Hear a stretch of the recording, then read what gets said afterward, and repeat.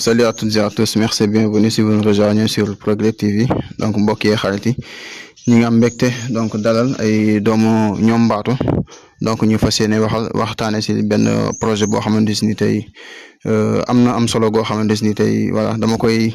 nëbbaale ba ci kanam rek mais balaa loolu ma jox leen donc ñu nuyoo ak ñi nga xam ñoo nekk internet Progrès TV bonsoir ñu ngi leen nuyu. waaw bonsoir Babou ñu ngi lay fay ñu ngi nuyu ñi nga xamante ne ñu ngi suivre Progrès TV yëpp ñu nekk ci biir réew mi ak ñi ci bitim réew di nuyu doomu département Foundiougne bi yëpp ak fu ñu mun a nekk waaye di nuyu waa Sénégal yëpp maa ngi tudd Noha Sané nekk coordonnateur projet un citoyen un arbre dans le département de Foundiougne. salaamaaleykum sëñ Babou ñoo ngi lay nuyu di la jox sa wàccuwaay bon ñoo ngi nuyu téléspectacle yi seetaan Progrès TV yëpp merci. donc monsieur Sané donc projet bi nga xamante ni moom moo nekk un citoyen un arbre alors idée bi fan la jógee ak lan moo tax ngeen xalaat mel ni ba nanga ko jëmmal fi nga xamante ni moo nekk diwaanu ñu Mbaatu. waaw Babou merci ci laaj bu njëkk bi am na solo idée bi man maa ko xalaat parce que 2006 ba tey maa ngi ci département Foundiougne donc ma xaw fa yàgg tuuti donc di yëngu ci développement boobu ba léegi yàgg accompagner service technique eaux et forêts ci wàllum reboisement donc depuis lors ren nag à partir du 1er bi passé le 1er juillet 2025 ma toog xalaat ne li nga xamante ne ñu ngi koy def fii ci Karang ak dëkk yu wër Karang am na solo trop waaye nag jot na pour ñu yaatal ko ci département Foundiougne bi yëpp donc noonu la idée bi juddoo mu waxtaan ci ak samay xarit samay collaborateur ñi nga xamante ne ñoom laa yàgg a liggéeyal ñoom GER ak ñeneen ñu apprécier projet bi donc ci loolu lañ ne comme nawet lañ nekk vraiment occasion la pour ñu lancer projet bi donc loolu mooy juddu projet bi daanaka mun nañ ne weer la amagum mais ñu ngi ci sant yàlla xam naa bu ñu duggee ci biir waxtaan bi dinañ développer fi nga xamante ne foofu lañ jaar ba léegi. alors parlant de ñoom Mbaatu bi est-ce que Karang kese la wala ñan ak ñan ñoo nekk ci projet bi. waaw justement parce que projet bi du projet Karang kese du projet ñoom Mbaatu kese mais projet bi département de Foundiougne yëpp la boo xoolee composition bi donc am na ñu nekk Foundiougne am ñu nekk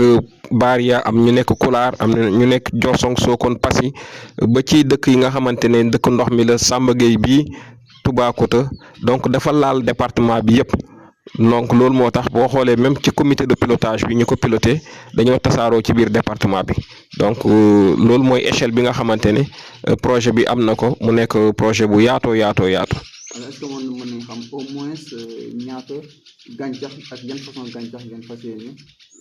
jëmbat ci nga xam ne moo nekk gox bi. waaw projet un citoyen un arbre donc balaa ma laa wax gàncax yi di nga ma may un peu ma wax la li nga xamante ne moom lañ nam ma def lu ñu nam ma def war ko def le 3 mooy journée de l'arbre bi maintenant ñun nag dañ ciy profité ñun waa Foundiougne dañ ciy profité ci journée de l'arbre bi nga xamante ne le 3 août la def suñu lancement donc lancement officiel projet bi ñu war ko defee dëkk bi nga xamante ne moom mooy Jagle donc te mu dend ak Sokone léegi ñun gàncax yi nga xamante ne bëgg nañ ko samp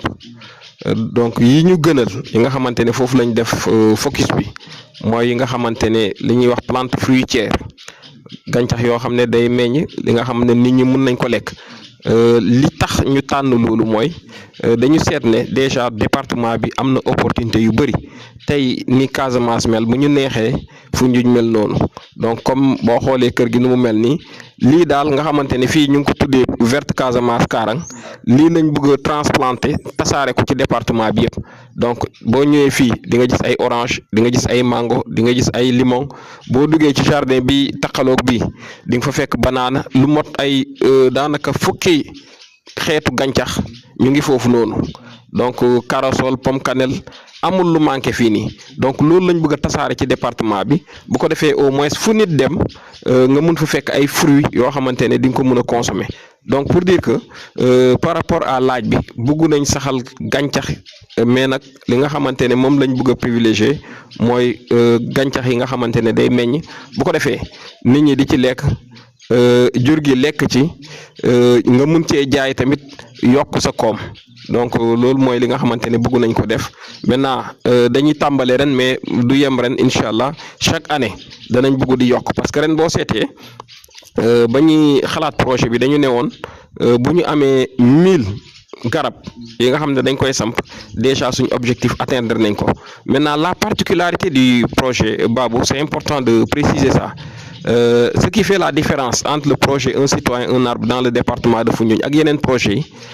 garab yi nga xam ne dañ koy saxal nit ñi ñoo koy jëndal seen bopp nit ñi ñooy engagé wu jënd garab saxal ko sa biir kër donc loolu mooy li nga xamante ne indi nañ ko mu nekk touche bu bees au lieu ñuy toog di xaar partenaire bu ñu financé jox ñu ay garab pour ñu samp ko mais du ñu ne nit ki ci boppam pour nga xam degré d'engagement am na jël volonté am jëndal boppam garabam saxal ko bu ko defee nag mu def li nga xamante ne moom moo nekk jafe-jafe bu nit ñi di am ci reboisement mooy suivi parce que bu dee sa poche la jógee donc yaakaar nañ ne au moins boo ko sampee di nga ko war a mën a toppatoo. garab yi si mbedd yi la ñuy ji mbala ci kër yi parce que voilà. Voilà léegi idée de projet bi mooy ñu tàmbalee ci kër yi li tax ñu ne ñu tàmbalee ci kër yi parce que garab bi nga samp ci kër mooy gën a neex a toppatoo que garab bi nga xam ne da nga ko samp ci àll bi wala ci mbedd mi léegi nag il se trouve que am na ñoo xamante ne seen kër amul espace am na ñoo xam ne am na espace mais comme man fii nii mais espace bi daanaka saxal nga ko ba mu jeex bu boobaa da ngay génn ci mbedd mi nga saxal wala bu dee am nga sa benn dëkkandoor boo xamante ne gis nga ne këram amul garab nga dem saxal ko fa boo demee ci lieu public yi école yi jumaa yi jàkka yi église yi donc fépp foo xamante ne ay nit dañ fay daje donc boo fa saxalee garab baax na parce que loolu yëpp day transformer environnement bi nga xamante ne moom moo nekk environnement au département Foundiougne. En tant que enseignant projet bi xalaat ngeen tey ba mu lawte ba yegg ci école yi. waaw en fait voilà parce que waxtaan nañ ci lu yàgg ak inspecteur de l'éducation de la formation bu Foundiougne parce que balaa ñoo yegg si fii jaar nañ ci kilifa yëpp njëkkee ci préfet département bi ñu koy gërëm di ko sant ci accueil bi vraiment ñu échanger ci ak moom lu bëri ñu dem inspecteur de l'éducation de la formation comme moom mooy suñ kilifa ci wàllum école bi ñu dem aussi waxtaan ak moom def délégation bu takku mooy remercier aussi ñi nga xamante ne ñoom ñoo ma gunge woon ci délégation boobu noonu nekk membre comité de pilotage ñu échanger lu bëri ci loolu parce que boo seetee projet bi dafa am benn projet boo xamante ne dafa niroo ak moom bu jaar ci ministère de l'éducation nationale mooy bu ñuy wax nité donc nité nag xëy na boo ko déggee ci olof di nga ko comprendre te même sens bi la waaye boo ko yóbboo ci kàllaama français daanaka boo seetee li muy tekki ak li muy tekki ci wolof wuute sorewul lool donc mooy nouvelle initiative pour la transformation humaniste de l'école maanaam tàggat xale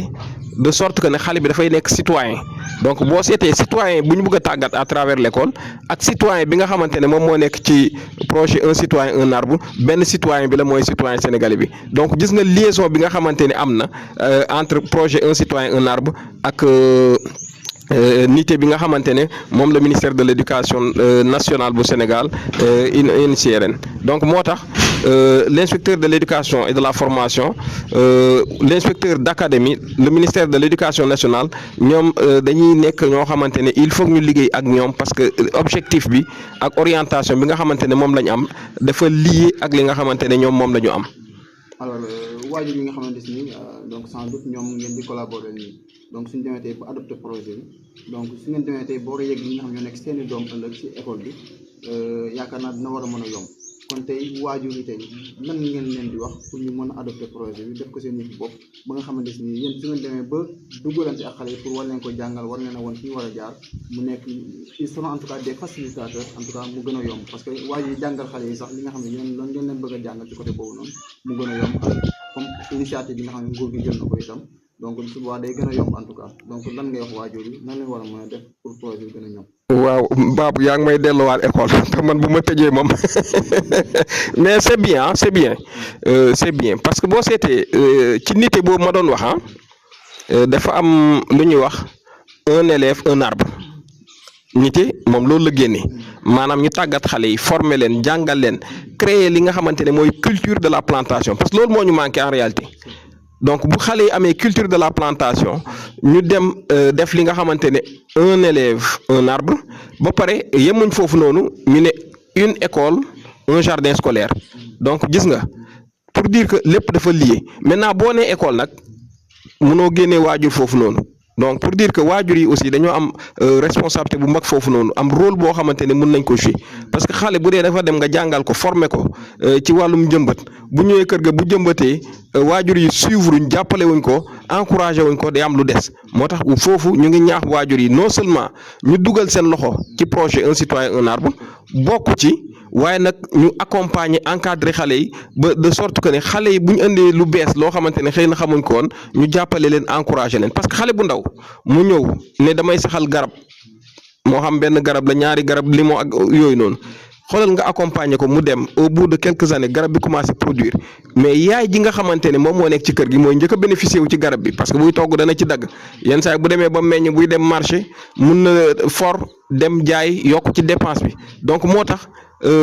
parents yi vraiment li ñuy def nii ñoom dañ ci am cër bu am solo xale yi dañ ci am cër bu am solo xale yi nag ñoom li ñuy xaar li nga xamante ne moom la ñuy gagné foofu noonu mooy boo seetee plantation ak projet bi da ngay xam ne lii ñun dañuy saxal rek mais ñiy bénéficier wu dëgg mooy génération future yi waaw loolu nag xëy na projet à long terme à court terme la maintenant Babou ce qui est intéressant imaginons tey département Foundiougne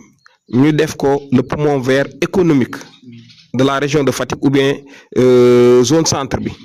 alors qu'est-ce que ça peut donner qu'est-ce que ça peut apporter comme en tout cas li nga xamante ne mooy avantage département bi mais boo jëlee investisseur Babou lui il a besoin de là où trouver la matière première tey bu ñu ñëwee xam ne ah Kaarang de boo demee kër boo dem nii lay mel kër comme verte Casamance Kaarang donc bëri na gàncax bëri na mango bëri na orange donc l'investisseur comme l'État n'aura autre chose à faire que d'aller planter des usines wala des industries de fabrication de produits n'est-ce pas naturels te loolu bu amee rek da ngay gis ne département bi dana naat xoolal département bi na mu yem gisoo fi daanaka benn usine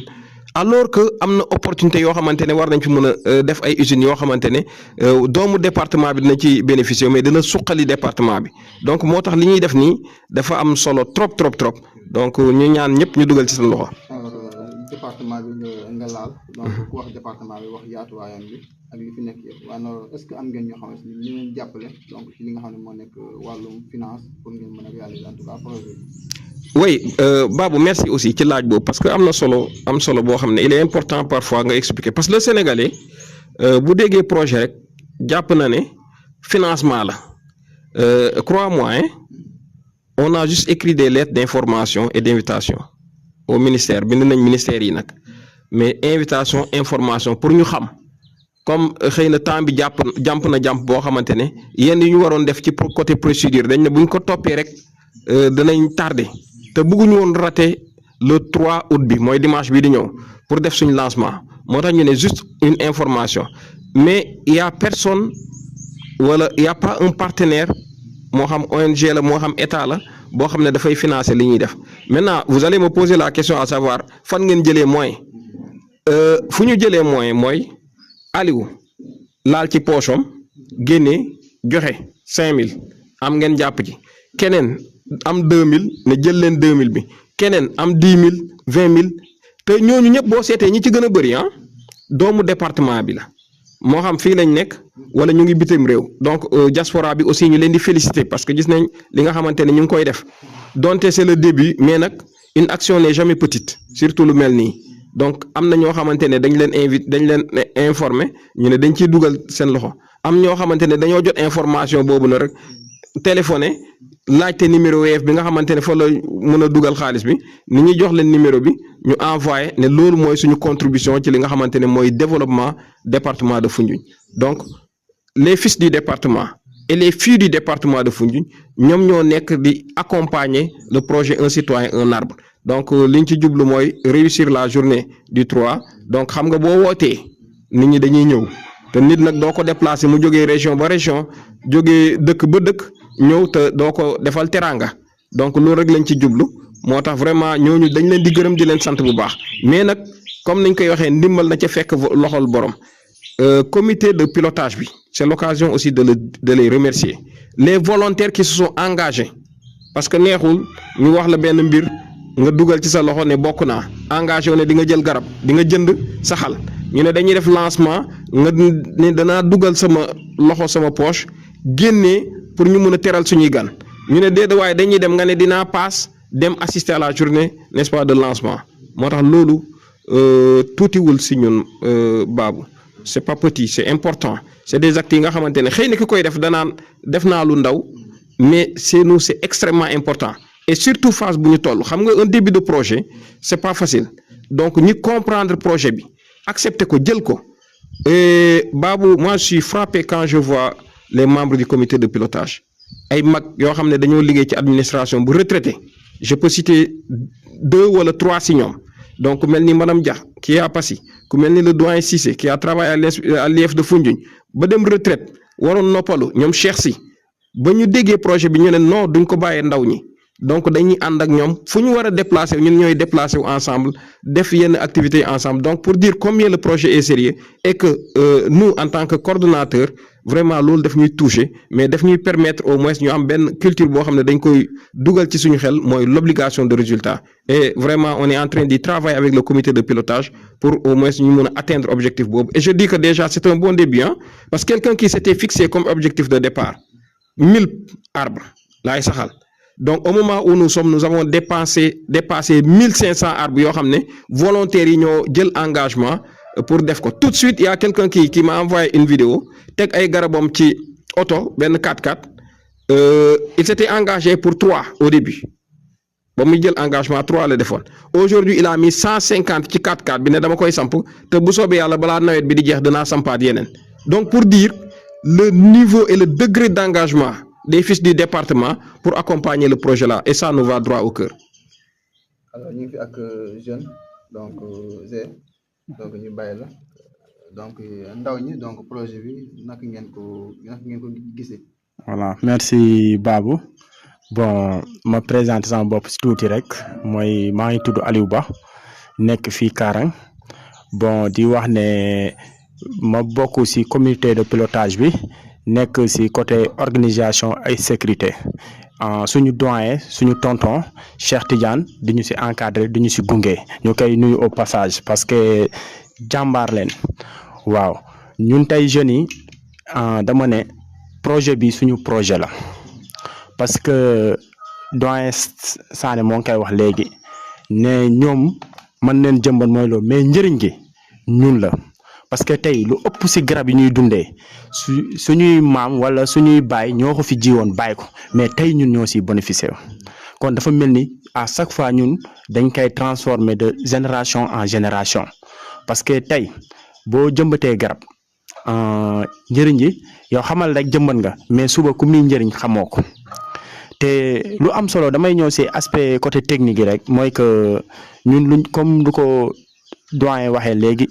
jaar nañ fa war a jaar yëpp loolu moo ci ëpp solo parce que mënoon nañ xëy rek dem fee ne kii mais yàlla def na ñoom dañoo nekk ci administration xam administration nu muy doxee far nag ñu jaar ñëpp muy ci côté service étatique yëpp jaar nañ fa du eaux et forêt du parc gendarmerie police comment dirais-je les préfectures ak même sapeur jaar nañ fa. jaar nañ tamit benn ONG bu fi nekk Nebedaay ñu la ñu nuyu tamit muy que ñoom tamit vraiment buñ leen ko waxee ñoom dañoo kontaan sax parce que ñoom dañoo bëgg garab xam luy garab di njëriñ te ONG boobu noonu ay tubaab ñoo fa moom de mais dañoo ñëw gën ñu bëgg affaire yi parce que xam nañ ne tey garab lu muy njëriñ ci askan bi ñun lan mooy avantage garab ba d'ailleurs sax am na garab yu bëri yu ñu may ba ne pourquoi ça pas ñu man mi nekk ci côté organisation bi est-ce que duñu liggéey ak ñoom jour ba parce que ñoom amoon nañ ñoom tamit seen chronogramme chronologie bu ñu tegoon boo xam ne dañoo bëggoon planter ñoom de Toubacouta à Firdawsi ci axe kii bi route bi ñun ñu war ko defee jagle kon même axe bi la te en même temps ñoom tamit gëm naa ni ñun luñ bëgg ci projet bi nuñ bëgg a transformer département de Foundiougne ñoom gis-gis boobu lañ ko kii léegi nag ñoo ngi essayer de voir naka la ñuy gérer ak loolu mais si biir loolu tamit damay wax rek à chaque fois si organisation bi bu nekkee lu ñu soxla yëpp am neen ko le samedi soir ñoo ngi bëgg a def projection de film boo xam ne day doon cinéma nit ñi seetaan environnement bi naka lañ koy protéger mais naka la ñuy jëmbatee garab naka nga xay suivre parce que gëm nañ ne dinañ am ay animateurs yu ko mën a chargé ñu dëkk fii tamit si département bi bëgg ko si jour ba tamit am naa peut-être kii dina ñëw naka la ñuy def ban heure la chronogramme kii bi yëpp ñu teg ko waaw parce que tamit comme ni mu ko waxee mënoo woo nit mu jógee ko feneen ba pare ñëw samp garab nga ne ko noo demal ñibbi bëgg neen def cérémonie bu ndaw étranger parce que foofu échange d'idées moo fay am loolu moo si ëpp njëriñ parce que maa ngi ñaax ñëpp képp ku fa ñëw dina am beneen xam-xam lu mu tuuti tuuti li nga yóbbaale te loolu bul xam ñaata génération lay njëriñ vraiment loolu damay si ñaax surtout jeunesse bi di profité si loolu di jaajëfal ASC bu jagle parce que vraiment ñoom tamit jàpp nañ si baax ñoo assuré set setal bi ñoom ñoo xool liggéey yàlla dañuy planté ak yan ñoo ëpp sécurité vraiment loolu dañ lañ siy jaajëfal mooy ku jiite ASC bi ak ASC bi yëpp waaw ñoo ngi la ñuy sant di leen gërëm si loolu waaw pour l'instant foofu lañ tollagum si mbir mi. donc instant bi xam naa pour chronogramme bi tey ngeen détaillé-waat. nit ñi xam fan la kañ la ak naka lay demee. merci beaucoup. waaw jërëjëf c'est important de revenir sur le chronogramme parce que nit buy ñëw da nga koy wax naka lay ñëwee mu xool bu ñëwee heure sangam lii la fi war a fekk chronogramme bi travaillé nañ ci calé nañ ko fu mu toll nii ñu ngi koy commencé activités yi le samedi nag 5 heures. dañuy daje ak ASC jagle ci CM ba parce que CM ba foofu la ñuy defee cérémonie officielle CM jagle ba foofu la ñuy daje def set setal bay ñax mi nettoyer foofu ba gan yi buñ ñëwee au moins ñu trouver condition yoo xamante ne condition yu baax donc gannaaw loolu ci guddi gi mu ngi ko doon junj sànq à partir de 20 heures ñu ngi war a def foofu benn ciné débat woo jeunesse bi woo population bi defal leen ay projection de film comme nu mu ko waxee ci naka la ñuy planter njëriñu garab ak yooyu noonu mais accompagner ko ak animation donc 20 heures ba 22 heures ñu tasaaroo le lendemain mooy dimanche ñu ngi jox dig daje ñëpp 8h30 ñu daje ci CM bu jagle mu ci presque tali bi foofu noonu boo jógee Kaarang di dem à la sortie de jagle bu dee Sokone nga jógee wala Kaolack booy ñëw à l'entrée de jagle foofu la CM bi nekk donc ñu war a daje foofu 8h30 dina am benn démonstration sur la plantation les techniques de plantation am na technicien yi nga xamante ne ñoom ñooy def démonstration yi bu ko defee parce que bokkul ak ndaje yi nga xam ne dañuy ñëw wax rek dem mais bugg nañ képp koo xam ne ñëw nga fekkee ndaje boobu noonu nga am xam-xam boo xam ne da nga koy yóbbaale loolu mooy solo su démonstration boobu nga xamante ne ñu ngi ko jox Solba ji moom moo ko war a def ak équipe technique bi donc 8h30 jusqu'à 9h maintenant à partir de 9h dañuy dem ci sur le terrain dem def suñu plantation am na site yoo xamante ne ciblé nañ ko ñu def équipe bu nekk nga dem site yi nga xamante ne moom la ñu war a reboiser de 9h jusqu'à 12h ñu delsi ñu dajewaat ñun ñëpp ci CM ba bu ko defee ñu def li nga xamante ne moom mooy cérémonie officielle bi ñi nga xamante ne ñoom ñoo war a jël discours ñu jël discours wax bu ñu waxee ba pare ñu joxe añ yi nit ñi añ naan bu ko defee ñu yeewi nit ñi au plus tard à 15h donc loolu mooy li nga xamante ne chronogramme bi nga xam ne fixé nañ ko pour que nit ñi mun ko xam bu ko defee kuy ñëw nga xam ban waxtu laa war a ñëw bu ko defee nga mun a participer surtout ci activités yi nga xamante ne moom la ñu woote. est-ce que mën ngeen wax tam déplacement bi pour dem bi tam naka lay demee itam. waaw fii au niveau de Karang parce que ku nekk da ngay organiser par rapport à sa localité bon dëkk bu nekk am na benn point focal boo xam ne mu ngi fa donc Djilor ainsi de suite fu nekk nit nekk rek laajteel point focal bu nekk foofu comme ça ngeen organiser wu maintenant en ce qui concerne Karang bi nga xam ne foofu laa nekk donc ku bëgg a dem dañoo jël benn bus donc ku bugg a dem da ngay joxe une petite contribution pour sa passe donc 2000 la ñu ngi travailler à ce que ñu wàññi ko mais fu mu toll nii 2000 bi daal moom la ñu jàppagum lépp lu ñu mën pour jéem ko wàññi parce que li ñu bëgg mooy nit ñi dem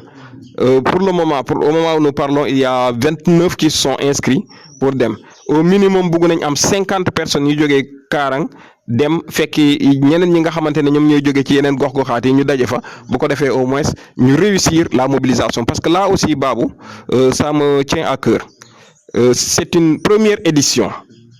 c'est la journée de lancement donc on doit réussir le pari de la mobilisation pour qu'au moins ñu xam ne engagement bu département de Foundiougne jël vraiment mérito nañ ko te war nañ leen jàppale ci loolu noonu donc côté boobu ñu ci woo jigéen ñi équipe may bi waa Sokone waa Jagle waa fépp foo xam ne jigéen a fa ci département bi nañ ko bañ a bàyyee benn dëkk na ñëpp ñëw góor ñi ñëw mag ñi ñëw troisième âge bi xale yi bu ñu bàyyi kenn bu ko defee ñu dem au moins def li nga xamante ne moom mooy liggéey bi jeunesse bi je crois que Zer wax na ci jarul ñu ciy insister waat mais ñu leen di féliciter parce que c'est important quand ils font également ils prennent l'initiative ne dañuy def set setal donc bañ intégrer ko loolu aussi c'est important à ce que ñu gërëm leen ci. waaw bon lu may tàggatoo mooy que di leen jox rendez-vous rek ñun ñëpp ñu daje foofu noonu teel a def liggéey bi ñu teel a pare après ñu continuer reboisement bi dans les kii nii parce que ku nekk après da ngay delluwaat sa commune continuer ko foofu journée de lancement bi la rek mais après dañuy continuer kii képp koo xam ne jëndoon nga garab sa point focal fi nga nekk da ngay dem mu livrer la sa garab après nga dem sa kër nga samp ko léegi nag nga suivre ko après man mii nag may jël engagement boobu may wër département bi xool garab yi fu mu toll ok merci di leen waaw garab bi moom xam naa ne loolu doyen moo la si gën a mën a tontu quoi waaw. merci beaucoup. doyen bala nga tàggatoo ku bëgg garab naka lay def ba mën a am ci garab yi. waaw ku bëgg garab en tout cas ci suñ volontaires yi yow yaay jëndal sa bopp garab xoolal pépiniériste bu la gën a jege nga xool variété yi nga gën a bëgg nga dem mu jaay la nga sampal ko sa bopp maintenant ñun pour fële on a l'appui du service technique des eaux et forêts depuis seen départemental bi ñun nuyu ko au passage parce que également ba ñu jógee ci IEF dañoo jaar foofu waxtaan ak ñoom ñu rafetlu ko trop aussi donc seen accompagnement gis nañ ko vraiment ñu ngi leen di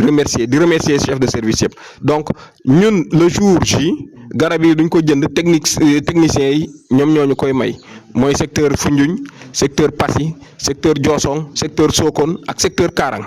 donc ñoom ñoo jëleegum engagement mais en plus de ça également Nebedaay ñoom aussi ils ont promis de nous donner beaucoup de plans yoo xamante ne bu ñu demee dañ ko mettre à terre donc garab yi daanaka noonu la demee voilà li may tëjee mooy encore une fois gërëm parce que c'est important yàgg nañ liggéey ci wàllum projet mais la particularité et la spécificité de ce projet mooy koo ko présenté rek il te dit c'est bingo et c'est pas facile Zer mu ngi nii on a fait beaucoup de services ensemble ak moom dem nañ sous-préfecture Toubacouta dem nañ fu ne avec le comité de pilotage mais fépp fu ñu dem les gens nu ñuy accueillir da nga naan mais ñun est-ce que nous méritons ça donc c'est l'occasion de leur dire merci à la police sénégalaise commissariat spécial de Karang à la douane barrage Jagle à la gendarmerie bu Karang bu Sokone bu Foundiougne donc service yëpp mais également banque agricole Crédit Mutuel du Sénégal la poste on s'excuse parce que dem nañ fa mais on n'a pas pu dañoo xaw a tardé moo tax mënuñ gisee ak ñoom mais on invite tous les services les camps militaires bu Némanding bi bu Sukuta bi ñoom ñëpp camp sapeur fépp foo xamante ne vraiment service la dem nañ fa ñeneen ñi amoon nañ yéene dem fa mais on s'excuse pour képp koo xamante mais également ñi nga xam ne ñoom ñooy maires yi les honorables képp koo xam ne autorité nga vraiment def nañ tout pour gis la ñenn ñi dañ leen bind yóndee leen donc occasion la ñu remercier leen côté boobu noonu donc pour dire que vraiment le 3 c'est bientôt le 3 mooy bésu département de Foundiougne au même moment au niveau national ñu ngi koy defee Ndar mais ñun au niveau départemental on se dit que duñu croiser les bras duñu toog rek seetaan donc dañuy jël suñuy moyens technique moyens financier kolo dajale bu ko defee au moins ñun aussi ñu marqué ne journée de l'arbre bii gis nga jigéen ñi nu ñu fonkee seen 8 mars bi ñun noonu la ñu fonkee suñu journée de l'arbre donc caaxaane wuñ ko fooye wuñ ko. de communication ñu ciy wax parce que daf ñu ñor bu baax a baax mais ñuy sant yàlla également di ñaan képp koo xam ne yaa ngi jógee fu ne pour ñu assister journée bi yàlla def nga yegg si jàmm ñu def manifestation bi ci jàmm commission yi nga xam ne mettre nañ ko sur place gis naa liggéey bu ñuy def mais defaluñ ko kenn seen bopp lañ ko defal donc jigéen ñi commission restauration ñu ko jiite commission accueil initiative yi nga xam ne ñu ngi koy def vraiment bu ñu yàlla jàppalee ku ñëw ci bés ba di nga gis loo mus a gis donc yow également Babou merci de nous avoir donné cette opportunité parce que c'est important donc canal la boo xamante ne boo ko waxee adduna bi yëpp dégg la donc ñu lay encourager ci liggéey bi nga xam ne yaa ngi koy def donc lii yëpp dafay wane bëgg lu baax bi nga xamante ne doomu département de Foundiougne bëgg nañ ko lu baax donc sa yeneen collègues yi nga xamante ne ñu ngi Foundiougne ñu ngi feneen ñoom ñëpp contacté nañ leen donc la presse locale sera là-bas et bien représentée donc képp koo xam ne aussi jotuñ la dégg nga signalé wu bu ko defee ñu xool naka la ñuy travailler ensemble parce que dañoo bëgg couverture médiatique bi nekk une couverture bien assurée donc di gërëm ñëpp di sant ñëpp wasalaam.